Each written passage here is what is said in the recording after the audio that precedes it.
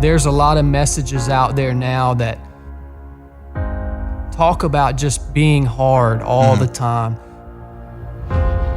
And let me tell you, from a practical perspective, being hard all the time is not sustainable. I subscribe to a saying, it's be hard when it gets hard. Be hard when it gets hard. So you need to have a place inside of you that you can go to when life gets tough.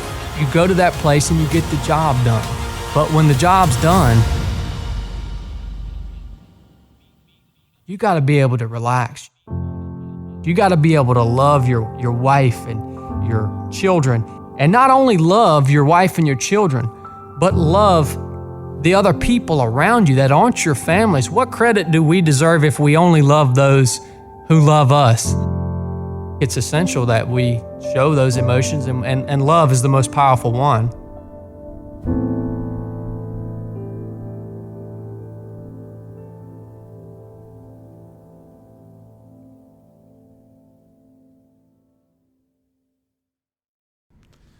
Ladies and gentlemen, welcome back to the 3 of 7 podcast. This is Chad.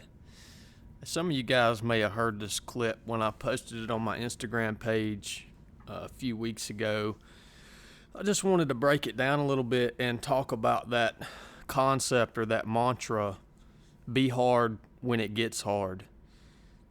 This was kind of realized or born for me in the crucible of SEAL training.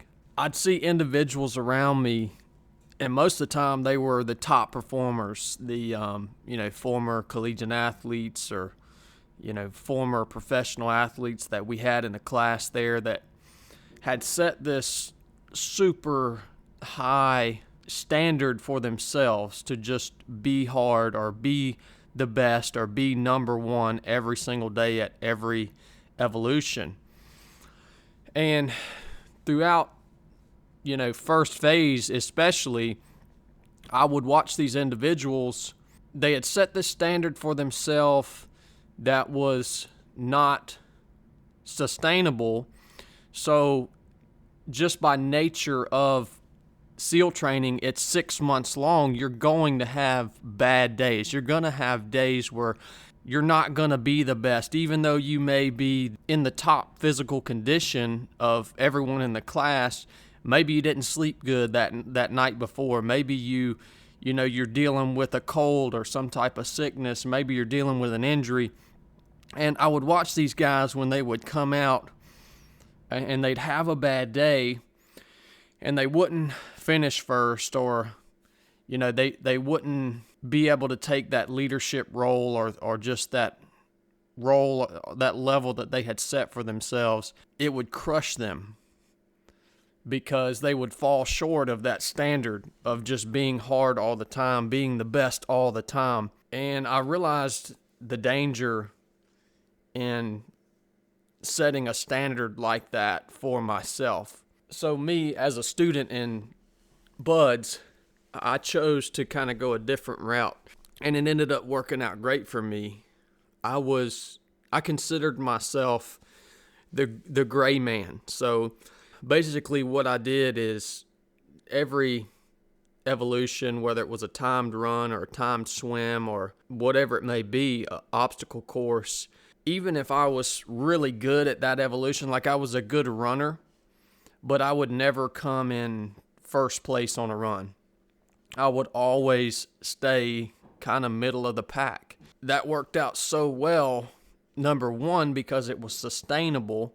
I could always maintain my position, middle of the pack on that timed run. Whether I was having a good day or a bad day, I could maintain that. So it was sustainable for me.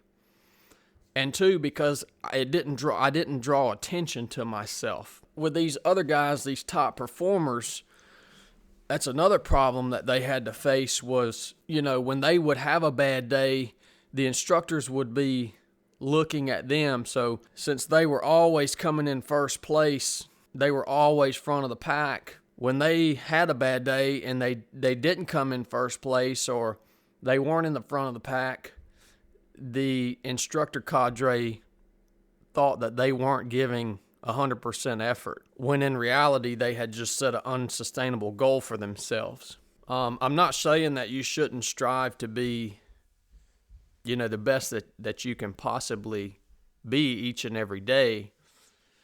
I'm saying set sustainable goals for yourself. So I talk about having that place inside of you where you can go to get the job done. I guess the question is, how do you form or develop that place inside of you that you can go to when stuff gets hard? And for me, I think that was just by nature of my life and putting myself in hard situations and not being afraid of failure. I kind of broke things down, and I still do in everyday life, in a way that I'm going to do the best that I can possibly do, and I'm not going to leave anything on the table. So that, for me, really takes the fear of failure out of the equation, because the best that I can do is exactly that. It's the best that I can do. So if I fail at whatever the task may be, it is what it is. I know that I did the best that I could possibly do, and that's enough for me. I only ever failed one evolution in the entire duration of SEAL training, and it was actually a swim in third phase. It was before we went out to the island. And each phase, the swim times and the run times, all the timed evolutions, they get harder and harder each phase. And I remember that day it was really, really rough seas. There was a strong current. It was hard you have to guide when you're swimming in open ocean. You have to try to, you swim from buoy to buoy, and you have to try to swim the straightest line between those 2 points. But that day with the waves and it was really hard to guide and swim a straight line between points.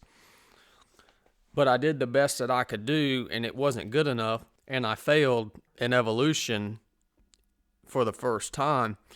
But I remember I was totally at peace with that, because I knew that I did the best that I could do on that swim. I swam as hard as I possibly could and took the conditions that we had that day, gave my maximum effort. So that failure, it could have been devastating to my mentality. But again, when you simplify things and you know that you gave it your all, then you can be at peace with the things that don't turn out perfectly. And going back to the guys that I was in class with that were so used to, again, being in the front of the pack, a situation like that, when they would fail in evolution, again, it would be crushing to them. It would just crush their mentality.